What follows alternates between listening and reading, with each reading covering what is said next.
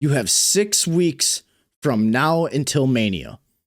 Start getting physical, start getting personal, really sell this story, not just for me, but for everybody.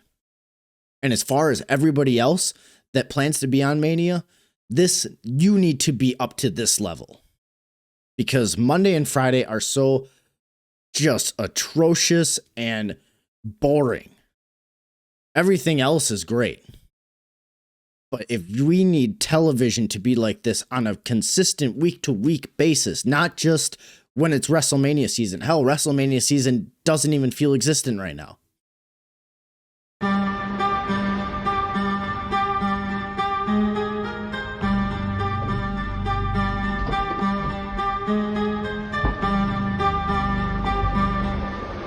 Summon the Spectre.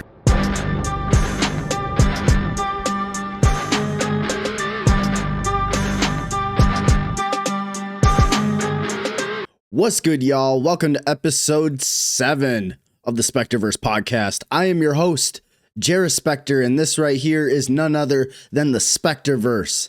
Thank you all once again for joining me on this Wednesday, wherever you may be watching or listening from. Lucky number 7. You would think Raw and Smackdown would get a little lucky with their booking decisions and their storylines going into WrestleMania. But nope. Their luck just seems to be non-existent. Can't find it. Probably got stuck in the crate with Danhausen. Meanwhile, AEW has been getting very lucky over the past few weeks.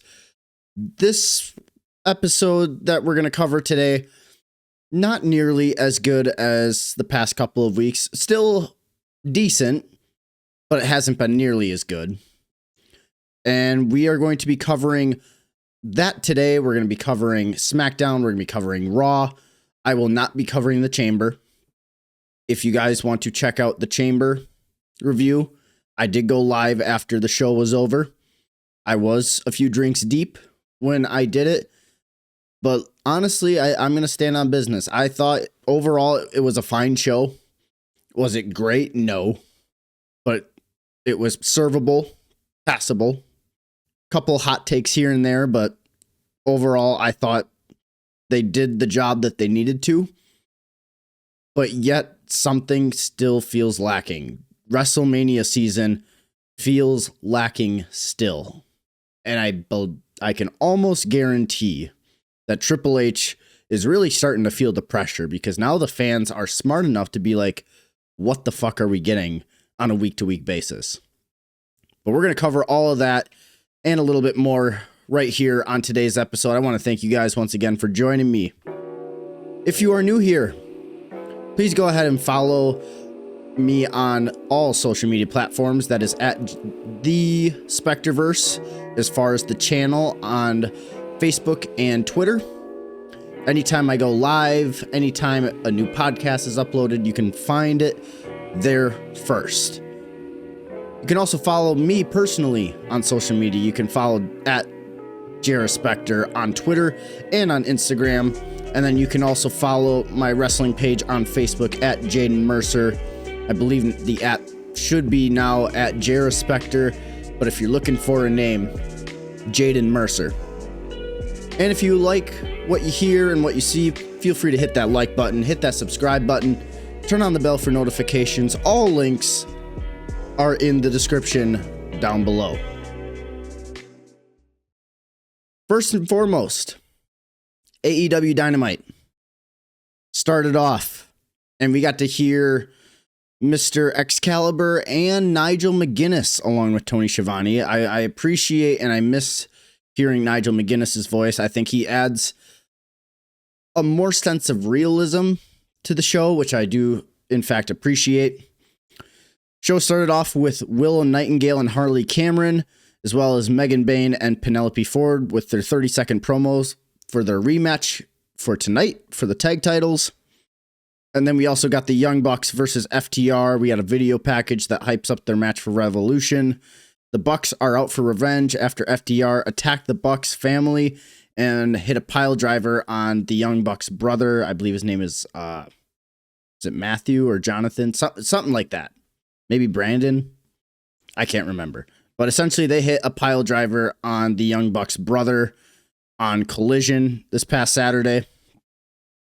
First match of the show, El Clone versus Jon Moxley. Moxley was big time over, and that ended up then turning into fuck Don Callis chants. There was a little bit of simple chain wrestling to start. Started off very slow. Moxley gives Clone a nice X-Plex suplex after a schmoz on the outside. El Clone used the tag rope to choke Moxley while in the corner during his heat. I thought it was very unique, and I appreciated it. Then Clone goes for a springboard moonsault. Mox rolls out of the way, so Clone lands on his feet. And as Mox rolls to the outside, Clone then hits a suicide dive through the first and middle rope, and then follows it up by hitting a springboard moonsault off the barricade onto the outside, which I thought was a very nice spot. Oh, Clone, I will say, it's very hard to show emotion and get like super invested when you're covered with a mask. But El Clone is very, very smooth, and he's very underrated.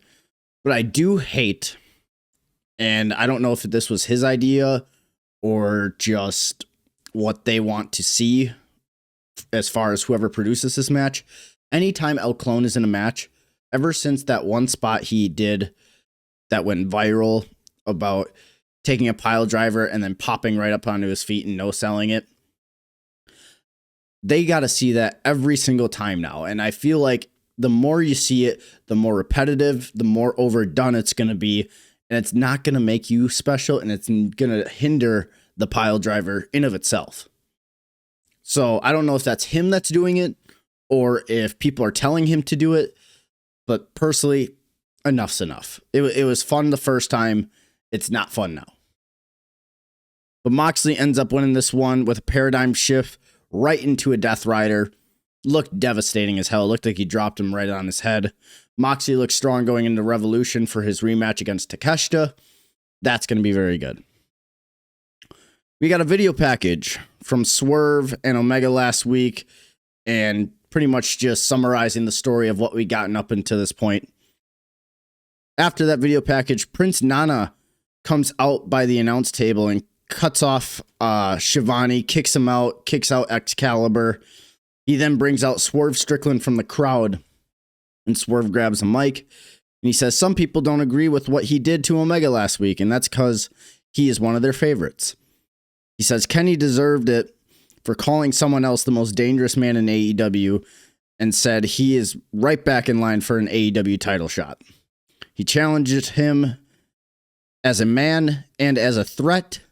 He says that Hangman asked him last year if he regretted everything that happened over his stint with the feud between Hangman and Swerve. And back then he said yes, but in reality, that's where he's at his best.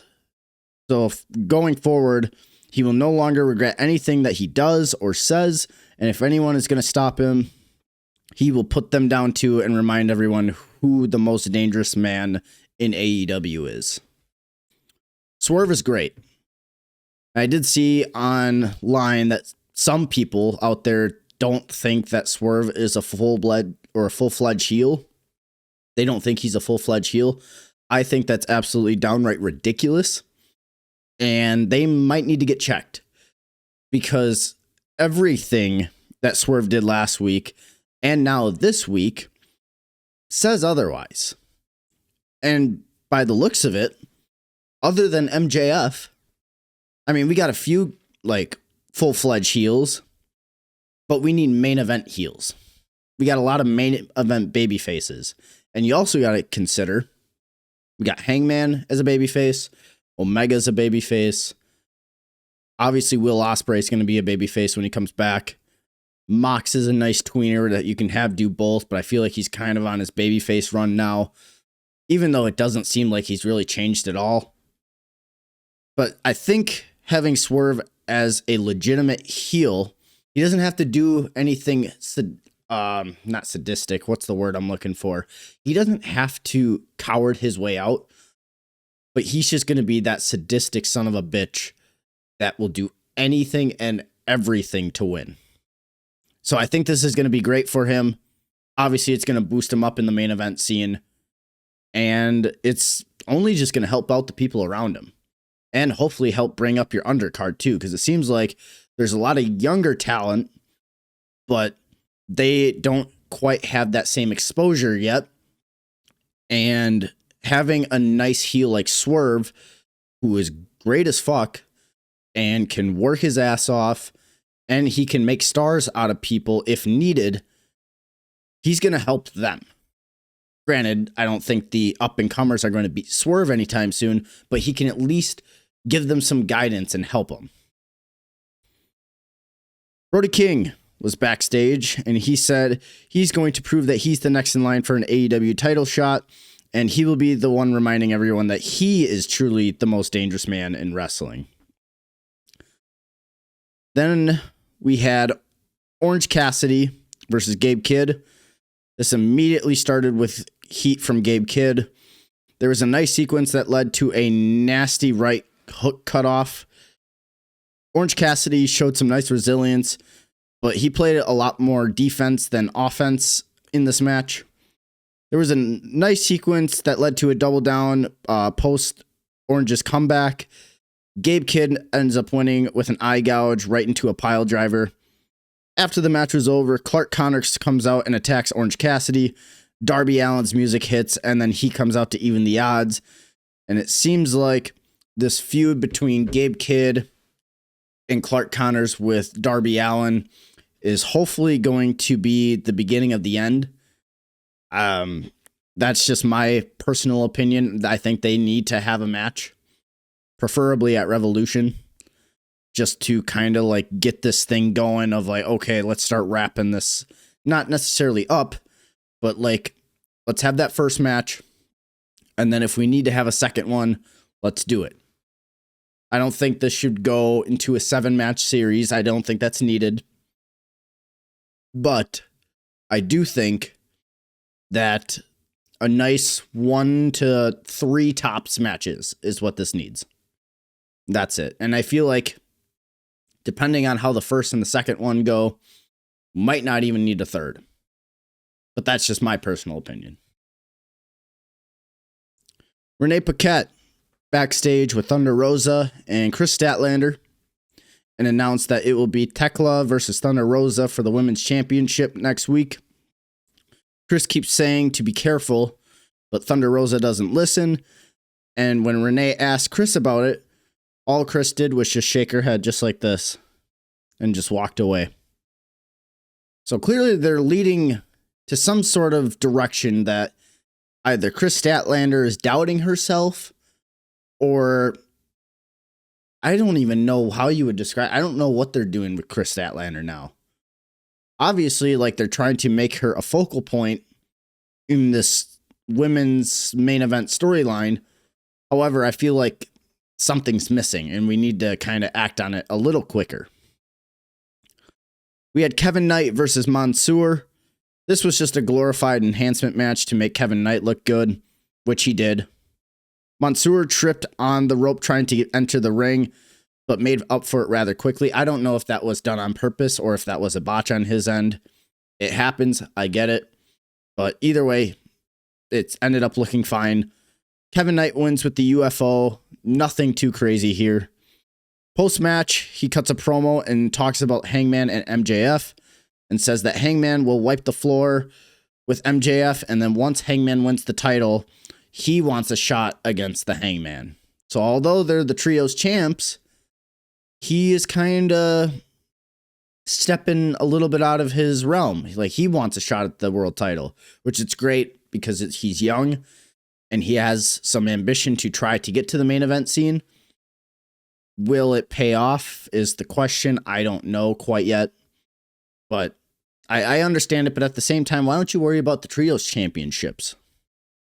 You have a title. Tony Khan gets into this headspace where everybody needs to have some sort of title or everybody has to have multiple titles. No, that's not how it always has to work. And that's why it's like focus on the titles that you have and build them up so that when other people can get them, now they mean that much more, and hopefully they can continue to enhance them. Make sense? Then we got Tony Schiavone in the ring, and he brings out Hangman Adam Page. After that, he then brings out MJF. This segment was very, very good. I enjoyed it. I understood why they did what they did.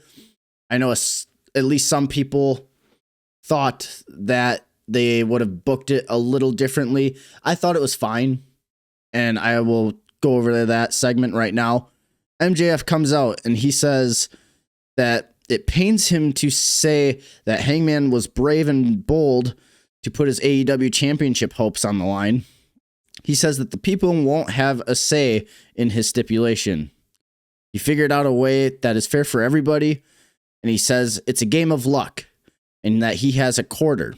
If it lands on tails, it will be Hangman Page's Texas Deathmatch stipulation. And if it's heads, it will be a one-way, no disqualification match, which means MJF gets to play with no rules, no nothing, no countouts, no disqualifications. But if Hangman even looks at a weapon, he will be disqualified. MJF then says and asks Hangman Page. MJF then asks Hangman Page if he is a true cowboy or just a coward. Hangman then rebuttals and agrees that he will do the quarter flip, but he wants MJF to know that Texas Death will in fact change him. He then asks who would MJF be if Hangman finds broken glass and drags his body through it. What would he be if his tongue were to get ripped out by barbed wire? What would he be if he beats the devil in a hell that the devil has never even seen before? He says that he could beat his ass in his dog shit stipulation, but if this is it, he wants to go out in the most violent way possible. He wants to put everything on the line. He then tells him to flip the coin, so MJF then goes and flips the coin, and sure enough, it landed heads, which means it will be the no disqualification stipulation for MJF, but Hangman Page must abide by the rules. As MJF is leaving, Hangman then asks, "Can I see that quarter real quick?" And MJF immediately is like, no, you don't get to see the quarter. And at that point, people were starting to realize, what if the quarter was rigged? And as MJF's about to enter through Gorilla, all of a sudden, here comes Brody King, here comes Bandito, and here comes Jet Speed out of the entranceway. At that point, MJF then starts backing up and heads back towards the ring. MJF simply asks to see the quarter. And as he took the quarter from MJF, he realized that it was in fact a rigged coin. So both sides had heads on it, which then, through Tony Schiavone's earpiece, Tony Khan said, "Well, you have it here, folks. It will be Texas Death at AEW Revolution. And if Hangman loses, he will no longer wrestle for the AEW Championship. But Hangman gets his stipulation. Texas Death at Revolution." Like I said, I thought the segment was great. I understood everything about it. I understood the story. I understood the stipulations. I understood the circumstances for both wrestlers. And obviously the intertwining of stories between Jet Speed going out there to help their tag partner, and as well as Brody King and Bandito with their little stint with MJF as of late. So everything made sense. And now we got your main event for Revolution set. It's going to be great. The match itself is going to be great. And that's really about it. We all know what to expect. The real question is who actually wins. Part of me thinks MJF is going to win. Part of me still thinks Hangman is going to win. So really, it's going to boil down within this next week or so of who do I really believe has the best chance of winning. I mean, when it comes to Wrestling 101, you think that like you try to play every scenario out in your head, But the unique thing of like what AEW is doing as of late is it's not nearly as predictable as WWE booking and creative decisions may be right now. So that's why it's like I could see either person walking out of this world champ. And I think that's a great thing. That's how every match should feel. Realistically, that's how every match should feel. Is that how wrestling works? No. But I would much prefer this type of scenario versus, oh, I already know who's going to win that world title match. Or, oh, I already know who's going to win that. It makes sense. Sometimes it's best to just literally throw everything out there and be like, you guys get to now debate and figure out, okay, who's actually going to win? Who's actually going to lose? And then you have to actually sit down and watch and find out for yourselves. That's just what I'm saying. Speaking of title matches, we had the AEW women's tag title matches. We had Harley Cameron, Willow Nightingale, Megan Bayne, and Penelope Ford. This was a very back and forth start. Penelope Ford and Megan Bayne had momentum going into the break after Ford hit a really nice moonsault on the outside, which actually I do believe she ended up getting injured off of. And if it wasn't that, I forget what spot it was, but she actually got legitimately injured in the match. Willow then goes for the hot tag and runs wild on Megan Bayne. But Lena Cross ends up coming in and rocks Willow with the tag belt for the disqualification finish. So Harley Cameron and Willow retain the belts due to the interference by Lena Cross. I do like the pairing of Lena with Megan Bayne. I feel like they need to like dive a little deeper into that other than just being aligned. I feel like there should be a little more substance there, but that's just me. Then we had big man match. We had Brody King versus Mark Davis. Like I said, this is a very traditional big man match. A lot of big moves, big strikes from two big guys. And the crowd was actually very into this match. I'm glad to see that they continued the story of the hurt hand throughout the match for Mark Davis from what happened last week. I'm glad that, they had extra wrist tape on his hand. I'm not sure if his hand is like legit hurt still. And even if it is, I appreciate the fact that they're playing that into the storyline. I feel like actually that is a lost art in pro wrestling, is when competitors, let's say I'm working a match against a good guy and I'm a bad guy, right? I'm the heel. And I target someone's leg or someone's arm throughout last week's match.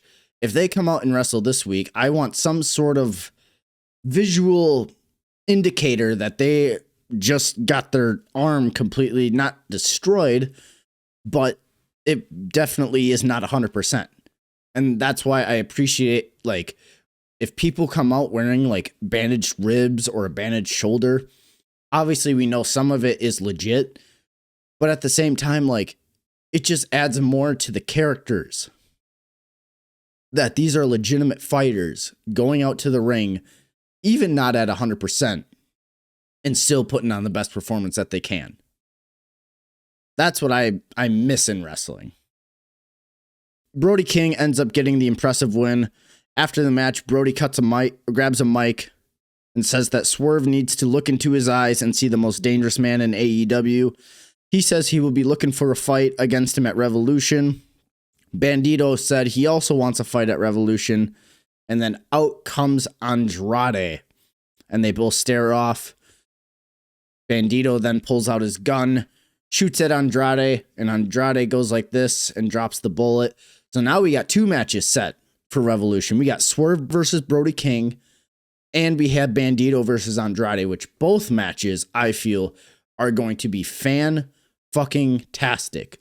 Like, on paper, this Revolution card could be phenomenal because we know how great a lot of these wrestlers are.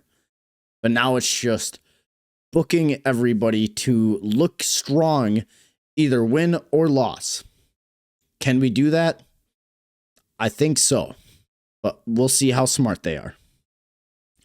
Then we had Renee backstage again with Kyle Fletcher, and says that Tommaso Ciampa wants the TNT title still, but he is the best TNT champion of all time. Kazuchika Okada then comes and asks Kyle to tag up with him on Collision as the Proto-Kata. That got a nice little laugh from the crowd.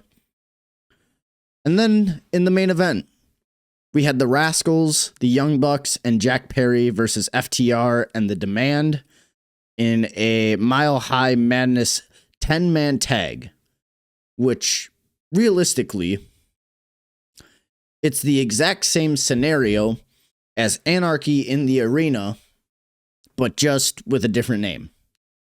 This match was all over the place. There was so much shit happening. There was music playing throughout the match. It was just chaos. People brawling out in the crowds, using weapons, doing all this crazy shit. It was so hard to keep track of. And so I didn't keep track of it, but I appreciated it because I know me personally, I haven't seen that match in a very long time. So I appreciated like seeing something similar to that, if not just another name for it. Did it need it? No. Was it fun? Yes. So the few notes that I did take is that this was all out schmoz fest. The music at one point throughout the match actually stopped playing and the fans started to boo. And then as soon as it looped back to the beginning, there was a huge pop that the fans gave. It was actually really funny. But like I said, this was absolute chaos, and it was so hard to keep track. But I loved every second of it. The Rascals, the Young Bucks, and Jack Perry ended up getting the win on this match. And it was a very fun way to end Dynamite, to say the least. And that is, in fact, AEW Dynamite. Like I said, it wasn't as good of a show as the past couple of weeks, but that doesn't mean that it was a bad show. It just, something was missing, and I don't quite know what it was.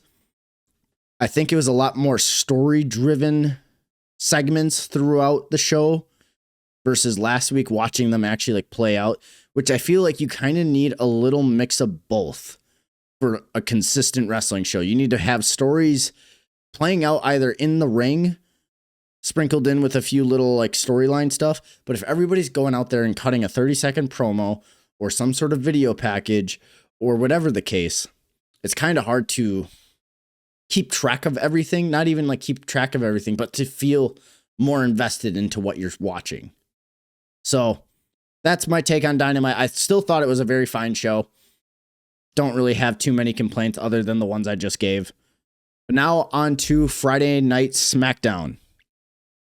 Show started off backstage with Jey Uso being loaded into an ambulance. It was a very wild and chaotic start. Everybody asking who attacked Jey. Drew McIntyre then appears in the ring and says he was not the one who attacked him. And Nick Aldis then comes out and threatens Drew McIntyre to head to his office. As this is happening, Cody Rhodes blows past him and grabs a microphone and calls him a little bitch and said all he's done as a champion is run. Randy Orton then interrupts and says what happened to Jey Uso sucks. His only concern right now, though, is winning the chamber. Trick Williams then interrupts to a massive pop. And I did see a report that WWE is highly considering on turning Trick Williams into a babyface, which honestly, I feel like that would be a really nice decision based on your crowd reaction that you're getting. I don't think anybody would ever complain about that. He's just too over right now. So I can see why they would. And he's a great PR guy. Coming from South Carolina football, so he already has those ties with ESPN and all that fun stuff.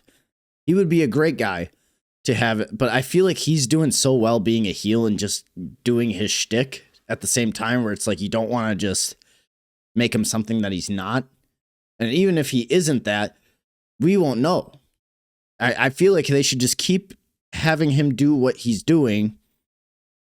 But once the time turns to maybe turn him to a babyface, then just have him wrestle some heels. But the question is, how are you going to turn his character into more of a babyface? I know they did it in NXT, but I feel like the character that he's portraying right now, obviously there would be some tweaks to it so that it can come off more as a babyface role versus a heel role. So I'm just a little skeptical about that. But Trick comes out and says tonight he is adding something to the menu for the chamber. Javon Evans then interrupts him and says he will win and break Randy Orton's record as the youngest champion ever. LA Knight comes out last and said everybody in the chamber belongs to him, with everybody saying, instead of saying LA Knight, Trick Williams interrupted him and said, whoop that Trick. So still playing into the fact that Trick is the new hot flavor of the month / at least consistency throughout the weeks. So then LA Knight and Trick Williams got into a whoop that Trick, yeah, essentially going off at each other. And then LA Knight gets annoyed, punches Trick Williams. Evans gets hit with an RKO. And then Randy and Cody end up just staring at each other as the segment ends. It was fine, but it felt very Vince McMahon-esque, I will say. How, okay, you have a multi-person match for a chamber. Let's have everybody interrupt each other and state why they should win. I don't think they need to consistently do that. I think they need to just double down on each person's individual storylines for said match. They all have the same goal, but what about their storylines, these individuals, instead of just, oh, I'm going to interrupt you. Now I'm going to interrupt you. Like, what are we doing?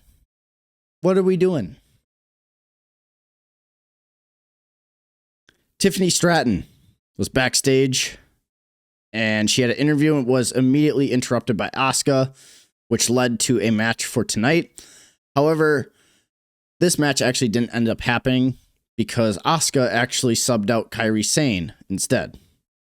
So we'll get to that match in a little bit.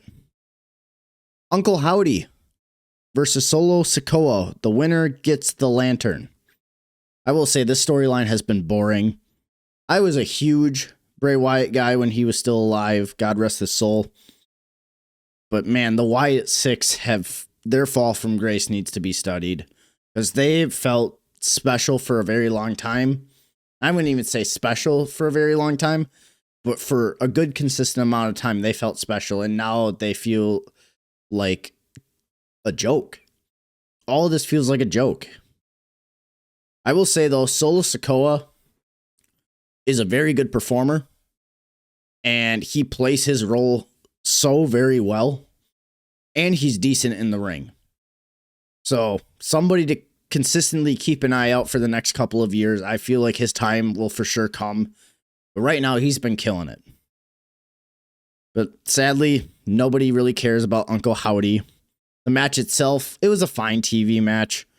Howdy ends up winning with Sister Abigail after Solo Sikoa tries to go for a spike, but doesn't end up hitting it.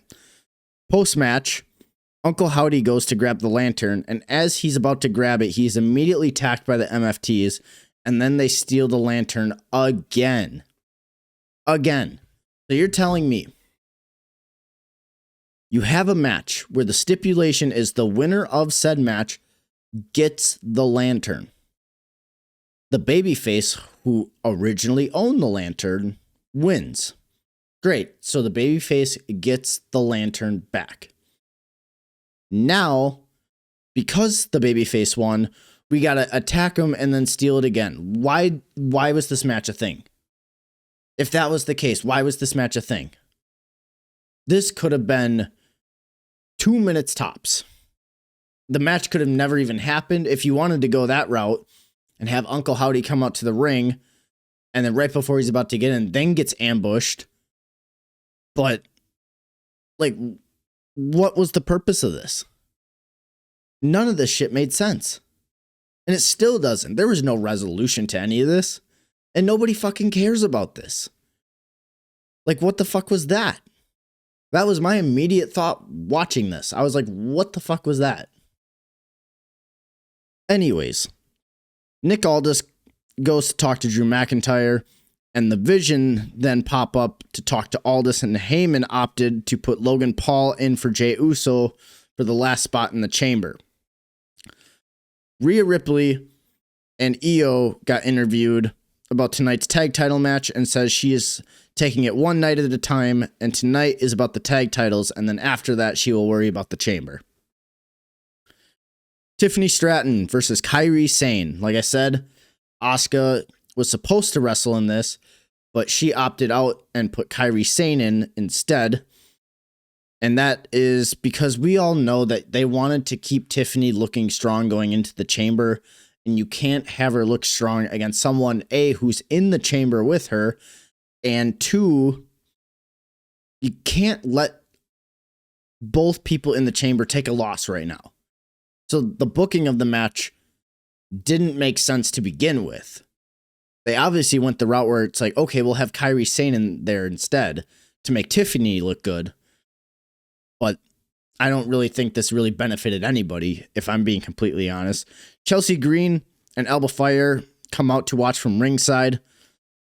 Once again, the match itself was fine for TV, but there was just nothing of note, and Tiffany Stratton wins with the prettiest moonsault ever.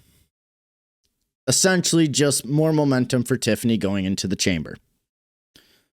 The Vision are in Nick Aldis's office, and Nick tells Logan that he will be in the chamber, but only if he can beat Jacob Fatu in the main event tonight.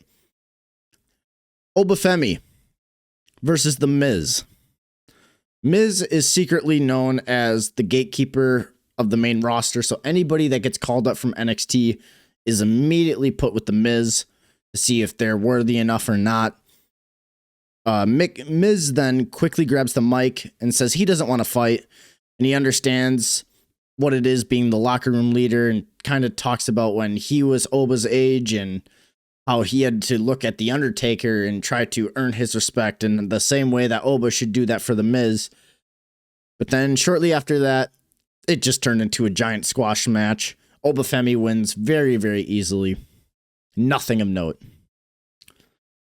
Carmelo Hayes then sees Ilya Dragunov in a suit backstage, and Ilya said that he does not feel worthy to fight Melo tonight after losing last week to Tama Tonga.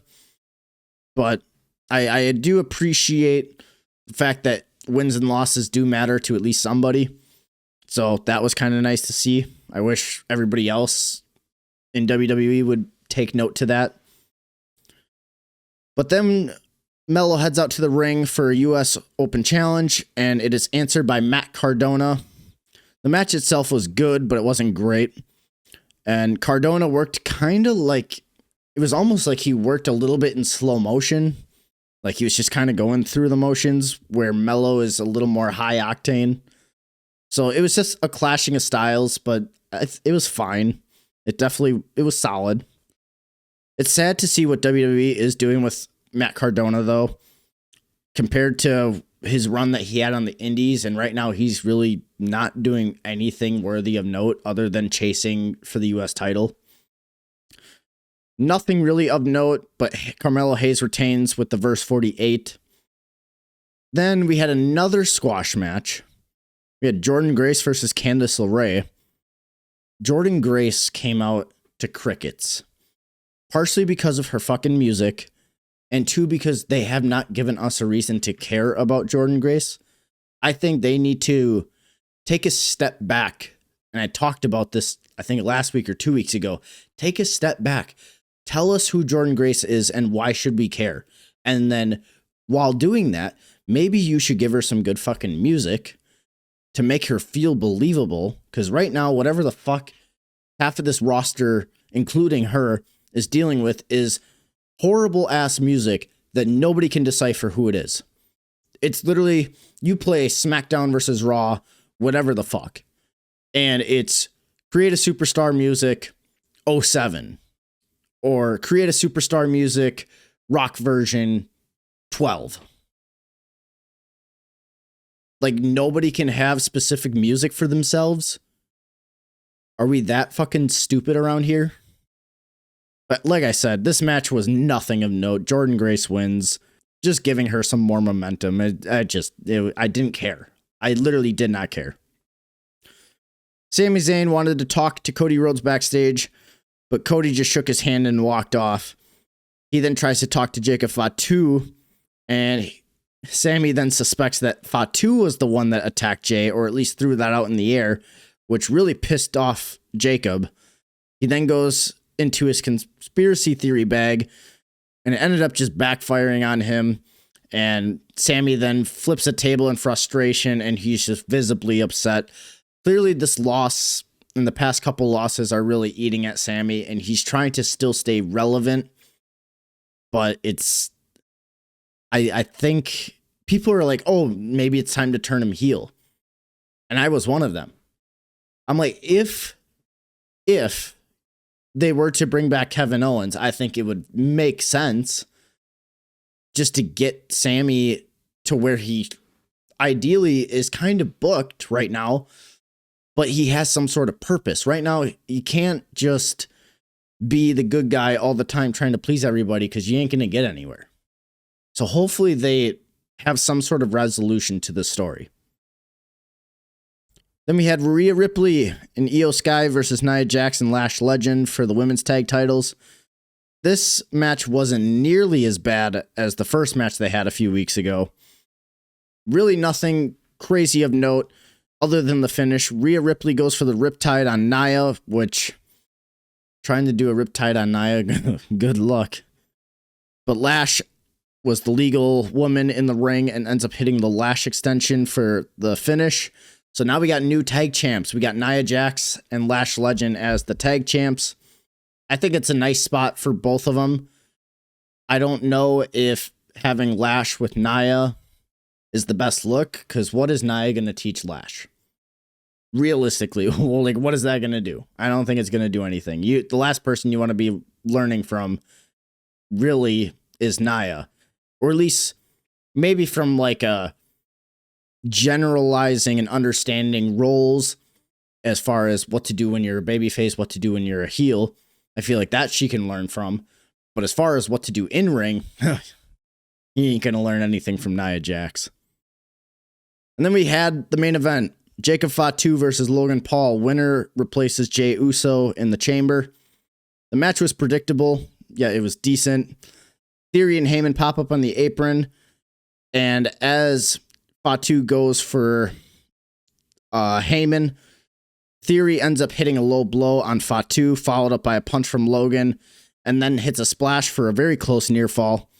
A masked man, the masked man scenario, comes out, and Logan Paul is smart this time, and he stops him on the outside and then unmasks the guy, and it ended up just being some random, just some side character. I don't know who the fuck this was, but the internet knows.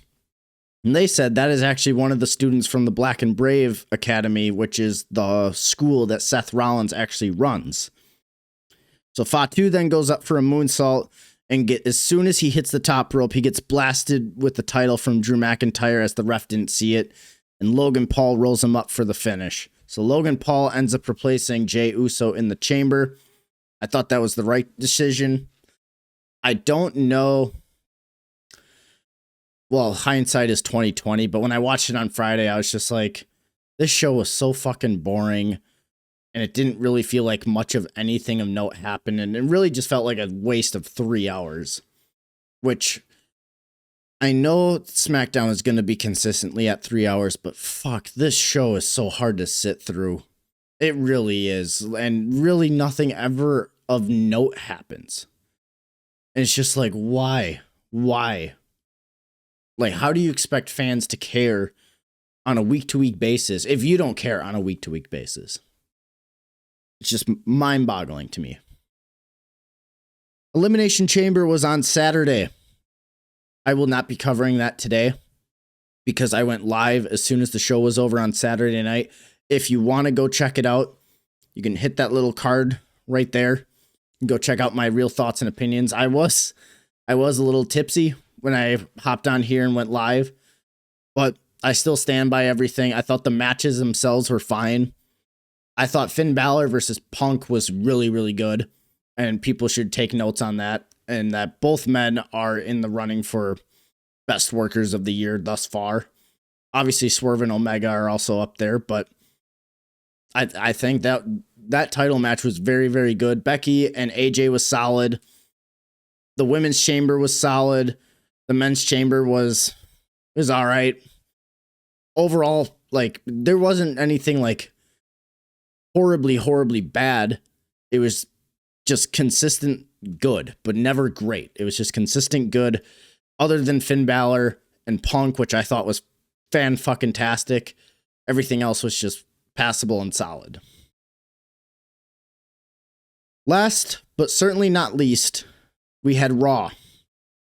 The Vision and Paul Heyman start the show in the ring, and they call Seth Rollins a thief for stealing the credit for the Shield, as well as stealing the credit for the Vision, and how he stole the Chamber and the main event from Logan Paul. He says that they will do something about him. Next time he's in a WWE ring, they will stomp his ass out. And that's not a prediction or a spoiler, but it's a guarantee. Austin Theory then grabs the microphone and says his theory is that Seth's ass is not going forward, it's going backwards. And Logan then says he's a scumbag for stealing the Chamber from him. Adam Pearce then says enough is enough, and says that Seth isn't even cleared to compete, and then blames the Vision for attacking Jey Uso from Friday.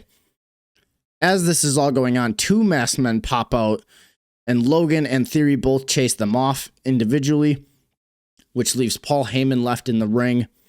And that's when Seth Rollins appears behind him on the apron with a steel chair and blasts him in the back. And then right after he does that, he hits the stomp on Paul Heyman. It's a nice little spot to open the show. Cuts to commercial break. I will say, there were so many commercial breaks on Monday Night Raw. It was stupid. I was very happy that I took a break from watching Monday Night Raw after how many commercial breaks I saw. I was like, at this rate, I might as well just stop like halfway through and then I'll watch it all before I go to bed. Because holy fuck, there were so many commercial breaks. It was like, oh, somebody doesn't move, commercial break. Oh, somebody says something, commercial break. Literally, and all these they're like 5 to 10 minutes long. Or at least that's what it felt like. And I'm just sitting here, I'm like, oh my God, I can't take all these fucking commercials. Take us back to the old days where you knew when you were going to commercial break. And even if you knew it, at least you were smart enough to like get up, quick, do whatever you got to do just so you can get back in time to sit back down before you miss anything. Now it's just commercials for the sake of having commercials. And on top of that, the show is not good. It's not good. It's very boring. Anyways, after the first commercial break, Heyman is backstage getting put in an ambulance now. He is just gushing blood out of his mouth. Theory and Logan Paul rush to the check-in on Heyman. Jimmy Uso pops up out of a car and attacks Theory and Logan Paul. And then LA Knight is the one in the driver's seat of the ambulance. And he's like, don't worry, I'll take care of him. And then bolts and drifts his way out of the arena.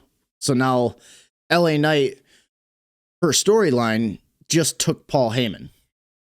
At least that's what was shown last. Are they going to continue that going into next week? I'm going to take a shot in the dark here. No. First match of the night, however, was very good. It was Gunther versus Dragon Lee.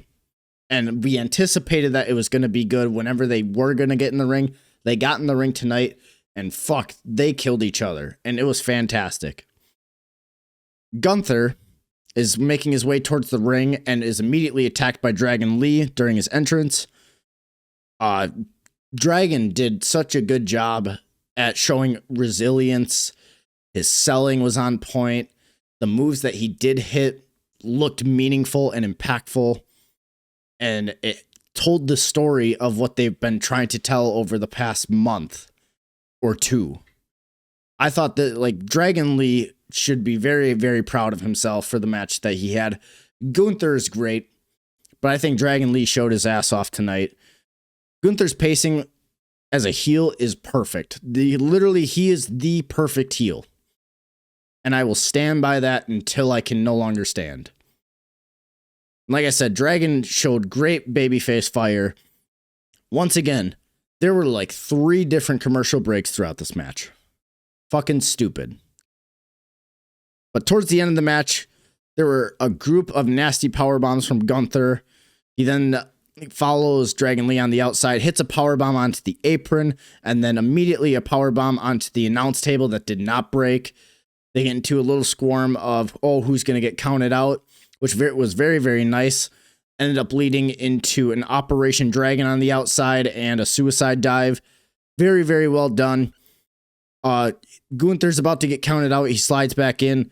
Lee goes for Operation Dragon one more time, but gets caught in the sleeper.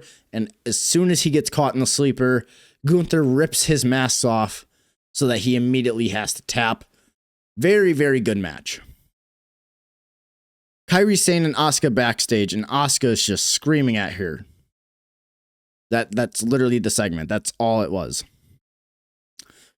AJ Lee then comes out and talks about how important winning the Intercontinental title was. She says that she was unsure if she could go. The fans chanted that she deserved it. And she's like, you people believed in me. That's the reason why I could do it. She then says that Becky is now in the rear view and Mania is the only thing that's ahead of her. And she then calls out the entire women's locker room to come after her for the title. Then we had El Grande Americano versus Rayo Americano. This match itself was solid, but I could not find a single reason to care. At this point, if Mania, they need to have the reveal of the luchadors. I think this has gone on for far too long now, and they need to go back to Chad Gable and Ludwig Kaiser, because whatever this whole shtick is, I'm personally sick of it. I don't care. But El Grande ends up winning with a rolling German suplex onto Rayo after Bravo popped up on the apron. He just rammed Rayo right into him. Rolling German for the 1, 2, 3. Nothing crazy. The Judgment Day were backstage. Dominic asked them to come out and be there for his match. Finn says he doesn't want to help Dom, but rather have Dom win this on his own. But Dominic then immediately changed. He's like, that's not what I meant. And asked them to come out and help celebrate with him after he retains the IC title. So essentially just be out there to watch him. And Finn's like, okay, that I can do. After that segment was over, Rusev then interrupts from the announce table and calls out Oba Femi. Oba then comes out and tells Rusev to get in the ring. So they both get in the ring. They have a stare down and they immediately just start exchanging blows. Rusev got 2 kicks in on Oba Femi, but then gets tossed by him and then takes a line to the outside. So clearly they're setting up a match between Rusev and Oba Femi. I presume it's going to be next week on Raw. That match will be solid. Then we had Jimmy Uso versus Austin Theory. Once again, another fine TV match. Honestly, I could care less. Typical on a Monday or a Friday night. The match ends very quickly when Logan Paul interfered to cause the DQ finish, so Jimmy Uso ends up winning. But then who comes out to make the save? None other than Jey Uso. And come out to make the save, and they hit the 1D on Austin Theory and then take control of the ring. So you're telling me on Friday, you had Jey Uso attacked on SmackDown, covered in debris. He gets loaded into an ambulance. So he misses the Elimination Chamber, so that's one day. Obviously, there's nothing on Sunday. And now he's back to work on Monday, taking care of the Vision with no signs of being injured or anything. So who the fuck attacked Jey Uso, and what, if that's the case, why wasn't it severe enough? There wasn't a scratch, not a bandage on the guy. So what the fuck was that? I get it. You need to do the Vision fighting with somebody. And clearly from the looks of it, I think it's going to end up being the Vision versus Jey Uso and Jimmy Uso for the tag titles, but you could do that. But then where's LA Knight? What is LA Knight going to do at WrestleMania? Because clearly he didn't win on Saturday at the Chamber. So what does he do? Beats me? I don't fucking know. But this is like what we're trying to figure out. Like, What is everybody going to do at Mania? This should have been already signed, sealed, delivered. Like, you should have had the final blueprint for WrestleMania done by the Royal Rumble. Obviously, injuries don't help. I get it. I understand it. Braun Breaker getting injured, then Bronson Reed getting injured. That throws a huge wrench into everything, because I'm presuming it would have been the Vision versus the Usos, Seth, and LA Knight. That would have made sense. I understand. Obviously, you can't do that now. So what is everybody going to do at Mania? I don't know. I genuinely do not know. But either way, Dominic is about to head out towards Gorilla to get ready for his match. He's not going to be the next match yet, but he's on his way to Gorilla, and the Judgment Day run into Danhausen, and Danhausen ends up cursing them, which I see what they're going to start doing with Danhausen. He's already kind of a comedy act, but I'm glad that at least he's going to be doing his shtick, and hopefully it has some sort of meaning to everybody else in the state of WWE. Rhea and Io then come out on the stage, and Rhea talks about how she won the chamber, but at the same time it sucks that she lost the tag titles, and she thanks Io for everything, and she's pretty much on the verge of tears. But Io says she would do the exact same for Rhea, and that she is going to root for her from Monday Night Raw while she heads over to Friday Night SmackDown. And she says, speaking of which, she's going to be there on Friday night to talk to Jade Cargill face to face. Then we had the Intercontinental Championship match. We had Dominic Mysterio versus Penta.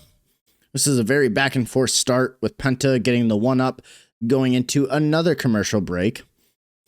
Dominic then takes control going into another commercial break. The match itself was a fine TV match. There really nothing of note happened because it was covered by commercial breaks. JD and Finn, this is towards the finish. JD wanted to go help Dominic as Penta was gaining the majority of the momentum, but Finn Balor stops him and they start bickering on the outside. He's just like, "Why are you stopping me?" And Finn's like, "No, let Dominic do this on his own." And then as that's happening, Penta hits a Tope con Hero onto both of them and slides back in. He gets drop kicked into the ropes. Dominic's about to set up for the 619. Penta ducks it and then hits the Mexican Destroyer for the 1, 2, 3. Penta is your new Intercontinental Champion. I am very proud of Penta. The man deserves it. He's been on a hell of a tear. And I think this is like the perfect spot for him before we try to boost him up a little bit towards the main event scene, because right now, Monday Night Raw needs a better main event scene. And then the most important part of Monday Night Raw. We had Roman Reigns coming out. He tells Indianapolis, Indiana to acknowledge him. As soon as he says, "Acknowledge me," CM Punk's music hits. Punk then asks Roman, why does he look so angry? And he acknowledges his tribal chief. He says, "I hope you're out here for more than just that, because you could have easily just tweeted it." Roman then says, for a champion, Punk has very thin skin, how he's letting every single thing get underneath it. Punk says his tweet didn't really offend him, but he is tired because he has to carry his bullshit all the way into WrestleMania. He says that they have history here in Indiana. He says that this is where the Shield debuted, how I brought you into this company. Roman then says he brought the other two, but not him. Punk then follows up by saying he already won this match at Mania. And he said that he has Roman right where he wants him, because last time they were in a ring together, he said that he hated him. That he's in his head, he's underneath his skin, and people can see right through it. Roman then says he does hate him, and if he didn't, he wouldn't have that title. He wouldn't even care about him. He says that we brought Punk back in to cater to the 30 to 40-year-old virgins living with mommy in their basement, and to hopefully try and draw a better house in Chicago. That made me laugh. I thought that was funny. And we didn't bring him back to be champion, and honestly, nobody can trust him. He's a liar, and the people believe him. thinking that he's a leader and having all of this fun. But he knows that every second he's backstage, he's just bitching and complaining. He says he is not CM Punk, but he's just a punk-ass bitch to Roman. He says once he beats him at Mania, he's then going to send him on a John Cena retirement tour and send him to NXT to teach the young crop on how to do it all. And then when he's done, he's going to send them right up to the tribal chief just to get embarrassed. I thought that was a really, really nice. Roman and Punk do such a great job at cutting promos at each other. And this needs to be the tip of the iceberg. And I'll get to that in a second because the segment continues. As Roman then says that, he's about to walk away. And CM Punk grabs him by the arm and says, "No, we're not done yet." He says Roman is all alone. So where's this we that we're talking about? He says that his whole career he's been chasing him, but now he has nobody by his side to do it because he can't get the job done by himself. CM Punk says he is going to be the one that will bury him at WrestleMania, and he will end up burying him next to his dead father. And then that is how the show goes off the air.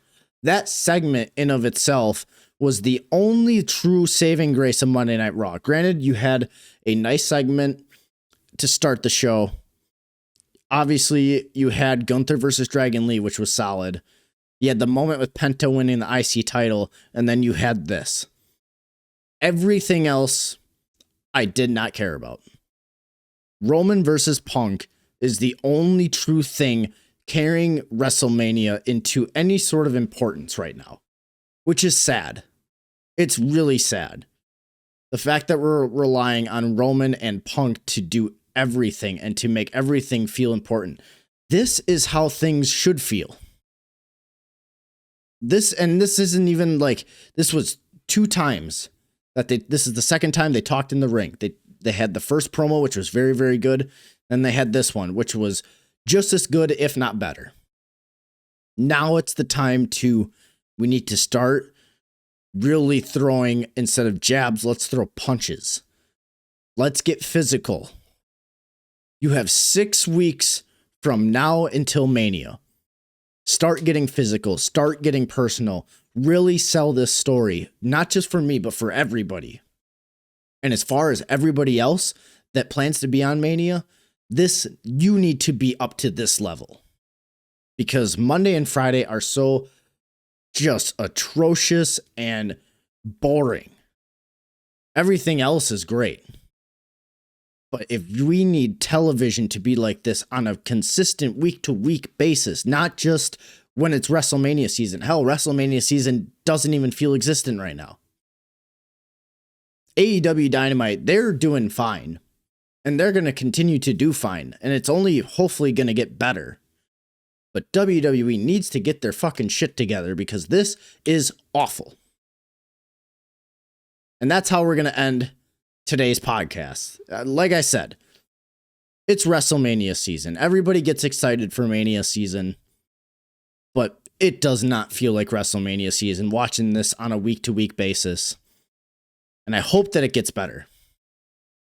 And if you guys agree with me, feel free to follow me on social media. You can follow my Twitter at JariSpectre, my Instagram at JariSpectre, my Facebook page at JariSpectre. If you're looking for the name, check out Jaden Mercer. And also feel free to follow the SpectreVerse on Facebook and Twitter at the SpectreVerse. Anytime I go live or anytime that there's a podcast that drops, you will find it there. All the links will be right in the description down below. And if you really like this video, hit that like button, hit that subscribe button, turn on that bell for notifications, and hopefully we'll see you guys next week. But until then, peace out. Summon the Spectre.